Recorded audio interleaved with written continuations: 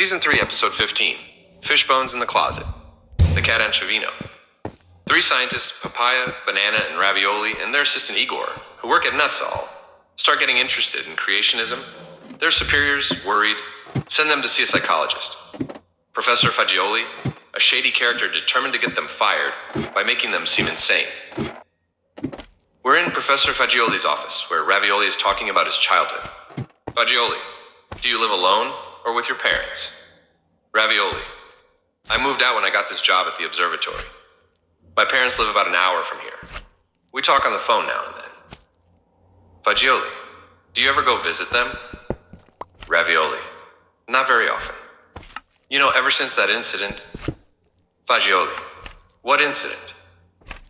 Ravioli, like every Sunday I had gone to my parents for lunch. Fagioli, fish and broccoli? Ravioli, no way, Sunday's special. My mom makes lasagna. Fagioli, that's why you go. Ravioli, of course not, I'm very close to my parents. Fagioli, from what I see, you're also very close to lasagna. Fagioli laughs alone. Fagioli, but go ahead. Ravioli, after lunch as usual, Dad went off for a nap, while Mom and I sat in the living room to chat and have some herbal tea. Fagioli, and a guy like you drinks herbal tea? Ravioli, of course not, I water the plant with it. Fagioli, a plant? What plant? Ravioli, as soon as Mom looks away, I dump the cup into the plant. Fagioli, and there was a plant near the couch. How convenient. Ravioli, actually the plant was gone. They'd replaced it with a lamp. Fagioli, a lamp? Electricity? That sounds dangerous. Ravioli, especially for the cat. Fagioli, the cat. That's a lot of information. Ravioli cared to explain. Ravioli, it was the family cat. Anchovino. Fagioli, hold on a second, that name reminds me of fish. Ravioli, yeah, they named him that because he loved anchovies. Fagioli, I see, so if he'd like cod or sole instead? Ravioli, coddy, soli. I really couldn't say. Fagioli, that's an important detail. Ravioli, what now? What do we do? Fagioli, doesn't matter, just go on. Ravioli, but what if it's important? Fagioli, nah, don't worry, I'll write it here. Coddy and soli. Probably anchovies were cheaper to feed the cat. Ravioli, you're right, maybe that's why. Fagioli, so your folks gave him anchovies. Even the cat ate healthy. None of that industrial kibble. Ravioli, no, my mom would never give him something like that. Fagioli, alright, I think we can continue the story. Ravioli, yeah, so I was saying I wanted to get rid of the herbal tea by watering the plant, but when I did, I realized the plant was gone. In its place, there was a lamp standing on a pedestal. And at that moment, Anchovino was sitting right at my feet. Fagioli, so the tea spilled onto the electrical base and Anchovino was nearby. Ravioli, exactly. When I poured the tea onto the pedestal, the cat got electrocuted and literally flew into the next room. Fagioli, and your mom, did she notice? Ravioli, yeah, but she thought the cat was just excited to see me again. Igor, in trying to get rid of a cup of herbal tea, Ravioli ended up electrocuting the family cat. Let's just say the cat wasn't so much excited as he was electrified. Definitely not like Ravioli's relatives. With his annoying habit of tricking everyone, even the cat, he wasn't exactly popular at home. Who would jump for joy seeing him arrive? Certainly not the cat. Unless, of course, the poor little guy was given a bit of an impulse. An electric one, I mean. How funny. The cat that found everything. We're in Professor Fagioli's office, where Raviolino is talking about his childhood, when he used to hide the after-school fish in his backpack to avoid having to eat it. Fagioli, tell me about the cat. Have you had him for many years? Raviolino, I always had a cat growing up, but the one I have now is only a year old. The one I had died last year. Fagioli, I'm sorry. Were you very attached? Raviolino, it was more the other way around. The cat always followed me. Fagioli, followed you? Why? I mean, you don't exactly look like someone cats would follow. Raviolino, Well, actually, he wasn't following me. He was following my backpack. Fagioli. Ah, I see. The one with the fish inside. Raviolino. Yeah, but I was hiding it because otherwise I'd get caught. Fagioli. Yes, I get it. Your mother, seeing the cat too interested in the backpack, would end up opening it. And you didn't want that to happen, right, Raviolino? Raviolino. No. But as the weeks went by, it got harder and harder to keep him away from the backpack. The rotting fish was drawing him more and more. And in the end, he always managed to find it. Ah, Fagioli. And still, it never occurred to you to clean the backpack. Raviolino. You see, Fagioli, I have to admit this happens to me a lot. Fagioli. Not cleaning your stuff? Sorry, but to be honest, it kinda shows. Raviolino. No. I meant that sometimes, even a situation that's easy to solve, I see as this huge, impossible problem, while the simple solution is right there in front of me. Igor, off screen. Like starting a diet? Fagioli. Okay, but what did you do then? Raviolino. I hid the backpack in the most unthinkable places, but the cat always found it. I tried everywhere. The closet, the broom cupboard, the garage, but nope. I'd always find the cat there, trying to pull the fish out of the backpack. Fagioli. Of course the cat always found it. Cats follow their nose. Didn't you know that? Raviolino. Really? That's why. Raviolino pauses to think. Fagioli puts his hands in his hair. Igor, off screen. In life, everyone has their own personal treasure. For some, it's wealth. For others, fame. For Raviolino's cat, well, a backpack full of rotten fish.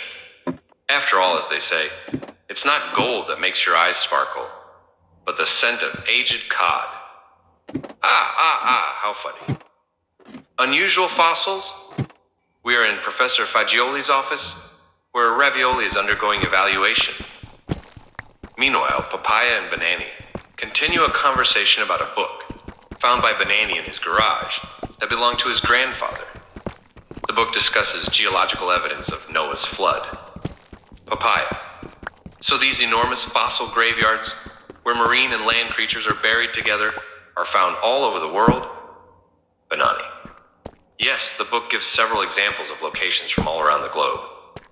Papaia. And you said these animals were buried quickly? Banani.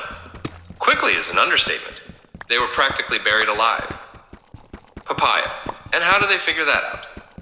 Banani.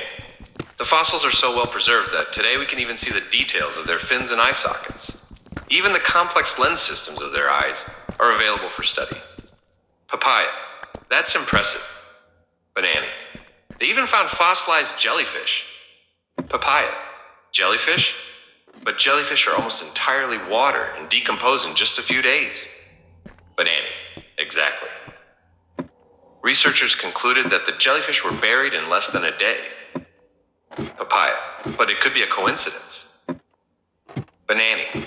Not if you find them all buried together in a layer of sandstone that stretches over 1,000 square kilometers. Papaia. We really can't rule out a catastrophe, and it's not easy to come up with an alternative explanation. Banani, did I already tell you about those fossils where one creature is eating another, and others where creatures are giving birth? Papaia. Yes, I think you did. Igor. Geologists are like Ravioli's cat. You see, the geologists, digging in the Grand Canyon and other rock layers around the world, found tons of fish fossils, some of them perfectly preserved. And Ravioli's cat found a similar scene, digging through his backpack. And both the fossils and the rotten fish ended up there thanks to a disaster. How funny.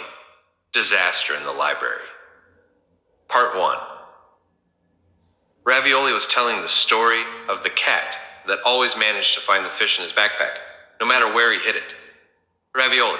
Anyway, one day, I hid the backpack on top of the bookshelf. Fagioli, an unreachable spot. Raviolino, not for the cat. This time it was more disastrous than usual. Fagioli, go on. We flash back to the moment of the episode.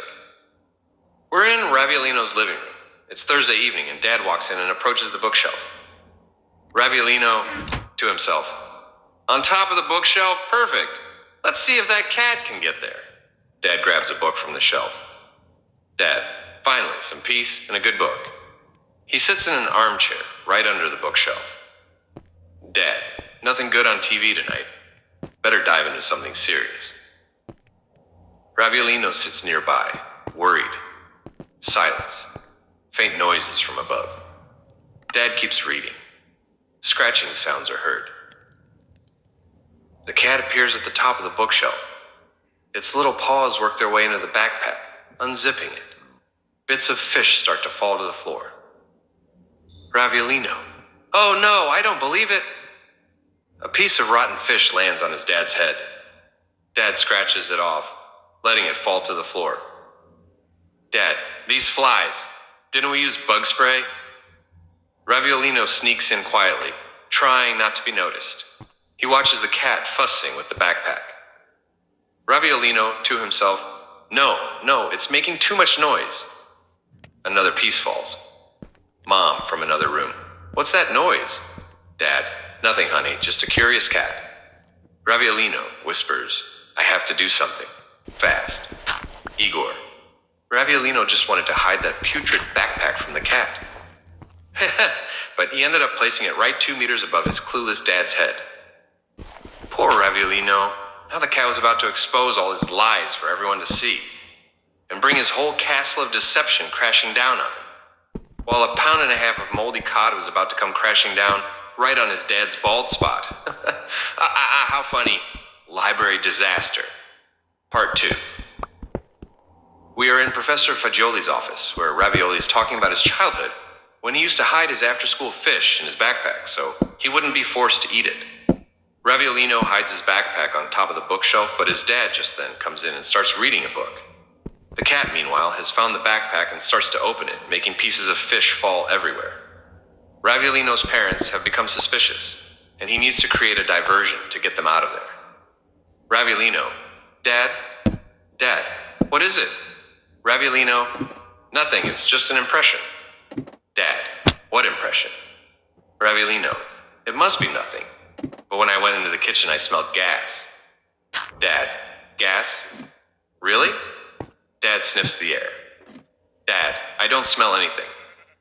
Dad gets up, continuing to sniff the air. Dad, it's the usual fish smell coming from outside. That must be what you smelled. Raviolino's mom, who has entered the living room, intervenes. Mom, look, last month a building and a condominium blew up because of a gas leak. On the TV, the news anchor announces the latest news. News anchor. Gas leaks. New explosion in a residential neighborhood of the city. Mom, did you hear that? Raviolino's parents run to the kitchen. It's the perfect time to take the backpack off the top of the bookshelf. Raviolino. Kitty, come here. The cat doesn't want to know anything about it, and it continues to dig through the rotten fish, pulling it out of the backpack and literally making pieces rain down on the carpet. Raviolino, look, I'm coming up there. Raviolino climbs onto the bookshelf, but the cat won't let him take the backpack. Raviolino, ouch, it scratched me. Raviolino looks for another solution. Raviolino, I have to hurry. Mom and Dad are about to come back. Raviolino sees the shoe rack near the door and gets an idea. Raviolino, sorry, Anchovino. Raviolino grabs one of the shoes, takes aim, and throws it at the backpack. Raviolino, hooray, bullseye. The backpack, hit by the shoe, falls from the bookshelf, but the cat remains entangled in it with its claws and falls to the floor along with it. Raviolino, poor Anchovino, I'm sorry. The frightened cat runs into the other room. Igor then commented, one way or another, Raviolino had managed to get the cat out of the backpack. It would seem he had found the recipe to solve his troubles. Too bad that, speaking of recipes, instead of scrambled cat, he had now made a nice omelet, made of gone-off fish. How funny. Vast fossil graveyards. Meanwhile, Papaya and Banani continue their conversation about the book Banani found in his garage, which belonged to his grandfather, and discusses the geological evidence of Noah's flood. Papaya. So, besides marine fossils on high mountains and vast graveyards of all kinds of fossils, you said there's more evidence. Banani. Definitely. We have rock layers that stretch across vast areas from one continent to another. Papaya. And so, Banani. If we assume that a global flood really happened, we'd expect massive amounts of sediment moving quickly and depositing on a large scale. The result would be vast rock layers extending across continents, just like the ones we see today. Papaya. If we saw a different pattern, that would be evidence against the flood. Banani. Exactly. But instead, we find exactly what this model predicts. On top of that, there's evidence that these vast layers were deposited rapidly. Papaya. Does the book give any examples? Banani. Let me see. Here it is. For example, the Tapeats sandstone layer and the Redwall limestone found in the Grand Canyon stretch all the way across North America up to Canada, and even across the Atlantic Ocean to England. Another example is the chalk beds in England. The White Cliffs of Dover, we can trace them all the way to the Middle East, the US, and even Australia. Papaya. Okay, I believe they're big, but what evidence is there that they were deposited quickly? Banani. One piece of evidence is found in the inclined layers within the Coconino sandstone in the Grand Canyon. Their particular structure shows an enormous amount of sand deposited by strong currents in just a few days. Igor. So these rock layers start in Europe, go through the US and the Middle East, and end up in Australia. Wait a minute. This reminds me of something. Oh, right. The plane tickets Papaya buys to cover a half-hour flight. How funny. Disaster in the library. Part 3. We're in Professor Fagioli's office, where Ravioli's talking about his childhood, when he used to hide the after-school fish in his backpack to avoid having to eat it. Raviolino hides the backpack on top of the bookshelf, but just then his dad enters and starts reading a book. The cat, meanwhile, has found the backpack and begins to open it, causing pieces of fish to fall everywhere. Raviolino manages to get his parents out of the room and retrieves the backpack, chasing the cat away. But now, the living room is full of pieces of rotten fish on the floor. Ravioli realizes the disaster he and the cat have caused. Ravioli, oh no! Look at this mess! The carpet is full of rotten fish pieces! Ravioli hides the rotten fish under the carpet, quickly closes the backpack, and locks it in the closet. Meanwhile, the parents have returned. Dad, are you sure you smelled gas? Everything seems fine in the kitchen? Ravioli, now that I think about it, maybe it was the fish Mom made for dinner. Mom, Raviolino, you really scared us. But you did the right thing if you smell gas again. You must tell us right away. Ravioli, yes, Mom, I will. Don't worry. The cat, meanwhile, has returned to the living room, drawn by the smell of fish coming from under the carpet. Mom, Anchovino, what's wrong with you? Dad, why won't this cat stop scratching the carpet? He's going to ruin it. Mom, listen to him. He's meowing so loudly, he's desperate. Dad, I can't concentrate on my reading. Ravioli freezes. He imagines his parents lifting the carpet and discovering his disaster. Ravioli, nervously, maybe he's in heat. Mom, that's true. Poor Anchovino, do you want a girlfriend?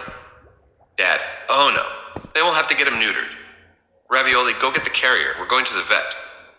The flashback ends and we return to Professor Fagioli's office. Fagioli, so it ended badly for poor Anchovino. Ravioli, well, yes. We had him neutered that very night, and from that day on, I had a strange feeling. Fagioli, what feeling? Ravioli, it was as if the cat held a grudge against me. Igor, with a filthy carpet and chunks of rotten fish, Ravioli had ended up getting Anchovino caught in the mess. Even worse, the cat had lost his ability to procreate, and now Raviolino felt like something wasn't quite right. Strange. Cats usually love being betrayed. How funny. The cat that remembered. We're in Professor Fagioli's office, where Ravioli's talking about his childhood, when he used to hide the after-school fish in his backpack to avoid having to eat it. That time, Raviolino had hidden the backpack on top of the bookshelf, but to keep the secret of the fish, the cat Anchovino had ended up in a misunderstanding and had been unjustly neutered, all because of Raviolino. Fagioli. Well, maybe he didn't want to be neutered. Ravioli. No, certainly he didn't want to. Fagioli. And what made you perceive this resentment? Ravioli.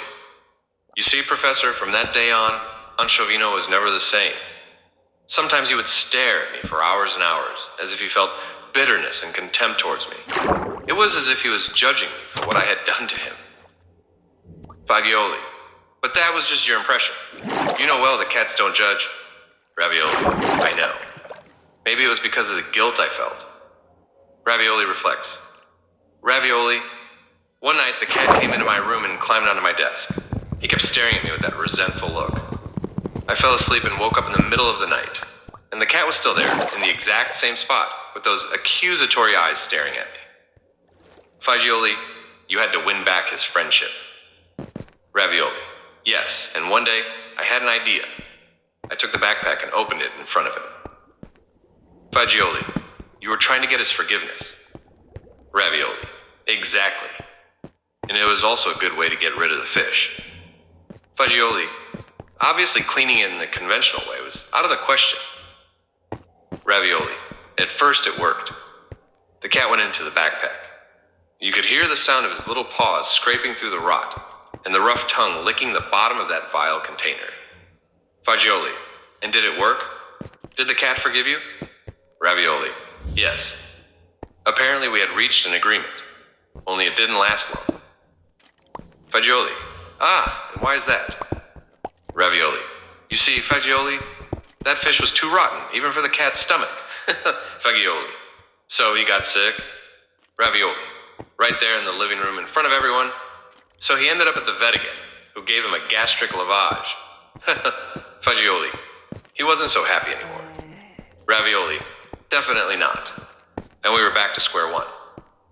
Igor then commented, Igor, Raviolino's cat, when entering that backpack, had lived an unforgettable experience. Yes, just like Ravioli's tortures. Smelly, incomprehensible, and entirely unnecessary. Yes, I know that's not how the story goes, but it's still funny. Anyway, if one day Ravioli's cat had told the stories of his childhood to his grandkittens, they would have all been similar, starting with Ravioli's backpack and ending badly at the vet. Sorry, did I say grandkittens? No. After the incident on the living room carpet, that was no longer the case for Anchovino. Thanks, of course, to Ravioli's help. But in any case, after the adventure inside Ravioli's backpack for the cat, that incident was water under the bridge. Yes, passed through his stomach during the gastric lavage. How funny. Coal deposits. We're in Professor Fagioli's office, where Ravioli's doing the evaluation. Meanwhile, Papaia and Banani continue their conversation about the book, found by Banani in the garage, which belonged to his grandfather, and discusses the geological evidence of Noah's flood. In the waiting room, the discussion about Noah's flood continues. Papaia. And besides the rock layers, you said there are coal deposits.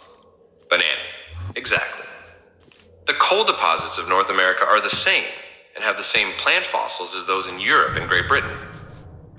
In the Northern Hemisphere, the Upper Carboniferous coal deposits, Pennsylvania of the Eastern USA and Midwest, are the same coal deposits with the same plant fossils as those in Great Britain and Europe. They stretch across half the globe, from Texas to the Donets Basin, north of the Caspian Sea, in the former Soviet Union. In the Southern Hemisphere, the same Permian coal deposits are found in Australia, Antarctica, India, South Africa, and even South America. These deposits share the same type of plant fossils throughout the region, but they are different from those in the Pennsylvania coal deposits. Papaia. And to form these vast deposits, it took a lot of plants. Banani. Yes, practically all the plants in the world. In fact, the water completely submerged the land, and the movements of mud and sand did the rest. Papaia.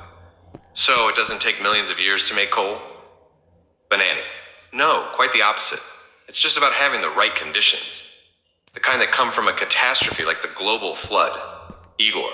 To make a natural coal deposit, it doesn't take millions of years, but just the right conditions.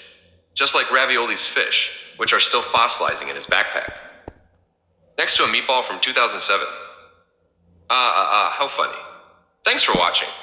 SavedBlog.com